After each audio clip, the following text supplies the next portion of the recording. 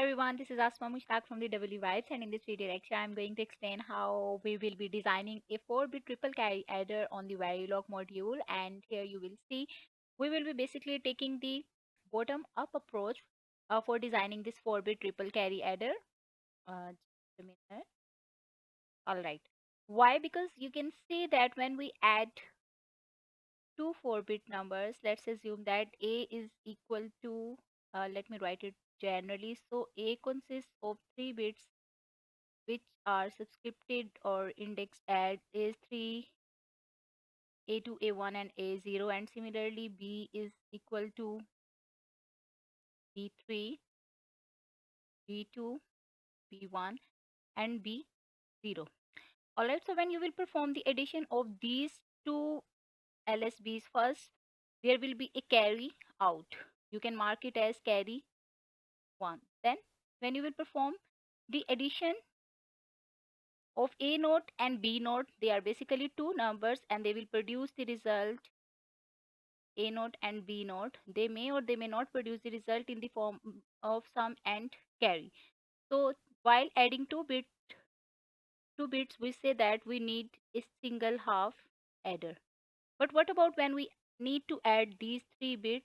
For adding these 3 bits, obviously we will need a full adder circuit which actually adds the 3 bits at a time. Alright, so first we need a half adder. Then we will cascade two half adders and we will get what? We will get a full adder. And finally, since you know that you need to add actually 4 bits at a time, that may have a carry propagated from the previous stages, so it means you need 4 full adders for designing a 4-bit triple carry adder. All right, so I am following the book where you can see that the code has already been mentioned, and in the half adder circuitry you can see the sum function is produced as the XOR of x and y, and carry function is produced by the AND of x and y. All right, so when you construct a full adder circuitry, the first half adder actually produces the output x and uses the input x and y and produces the sum and carry, as you can see over here. All right, then the third input is forwarded to the next half adder with the summation, and it this the and produces the output sum, while the carry of these two half adders is actually ORed first and then we get the output carry in this case. So let's have a look of the code of verilog module, and before that let me just close this window. Okay, so here is the code for the half adder circuitry. I have used the same code that was present in the book of the digital logic designed by the Maurice Manu, and you can follow it as well for writing the code. So output is sum and carry while the inputs are x and y, and you can see the sum function is actually defined using the system defined primitives, and which is the XOR function, and it operates on the x and y. Similarly, the carry function is produced by the AND function while operating on the x and y. Then you will add or right click on the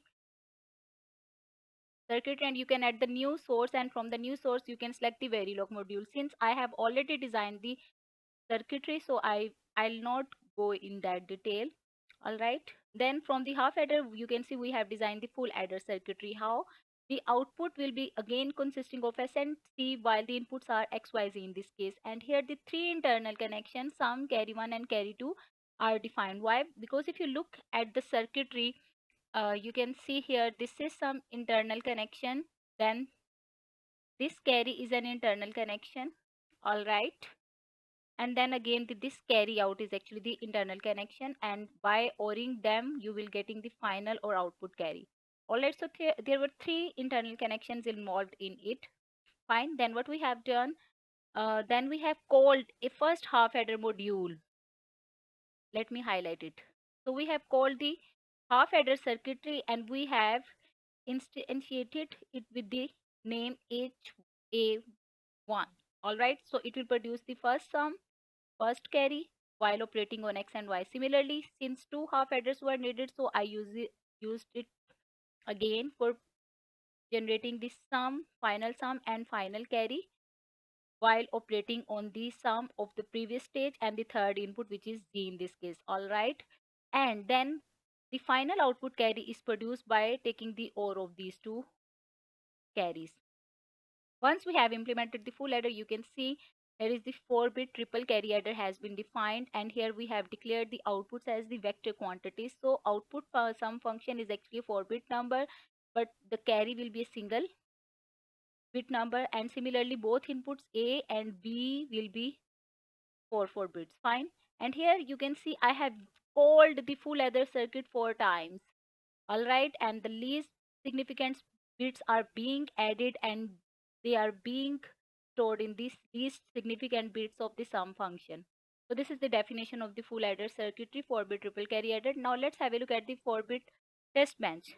When you will generate the test bench, you will generate the test bench for the final module that you have actually written, which is actually the 4-bit triple carry adder. So that's why I have named the test bench module as the test bench for the 4-bit triple carry adder. All right, once you will generate it, you will have these things or these statements written as it is, and you will start updating from here. So I am going to generate the test bench for this particular circuitry, which is actually the defined previously, and it will have the outputs or the inputs as sum, carry for A, B and C0. Then every testament starts with the reserve keyword initial and then begin. In the begin, I have defined A and B will be the 4-bit numbers and they will be binary values, while the carry 0 will be a 1-bit binary number and its value is equal to 1. This thing is important. I have used the repeat loop and it will run 16 times because the 4-bit number actually can take the value from 0 to 15. So I will keep updating the value of A and B by adding 1 bit by adding 1 every time. So it will increase from 0 to 1 to 2 to 3 to 4. And what is meant by hash 10? It is actually used for introducing the delay. So once you have written all this statement, it will end the module. I have already checked its behaviors, syntax error. So there was no error. That's why I will just simulate it. Okay. So when you will simulate it, you can see here are the test bench waveforms, and let's just start the analysis. I will go to the time 0. So at the time 0, initially I had assumed the carry, initial input carry was equal to 0. Fine. Then when you will run it, you can see that, let me go back to the initial stage. So initially the carry was 0 at the time 0, but when you started, then it became 1. Okay. And one thing more, you can set the index value. You can change basically the radix for that, for the simulations. So I don't know, just a minute. So here you can change the radix to the different value by selecting the radix from here. So I have set its value to unsigned decimal. All right. So initially B is equal to 1, and let me just run it now. So its values will vary from, let me display it.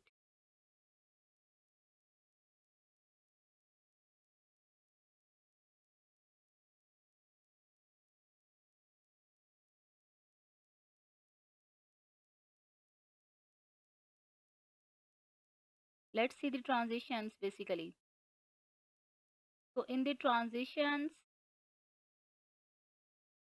initially 0, then you can see it becomes 2, then 3, 4, 5. And why? You can see the input A is 5 while the output is actually 6, giving you 6. Why? Because the input carries, which was C0, was equal to 1 over here, as it can be seen. And then as you keep on increasing the value, so you can see 8, 9, 10, 11, 12, 13, 14, 15. Then B starts incrementing. And why B? Since I have just I have just written it only for uh, this time interval, like that's why it ended over here. Thank you for watching.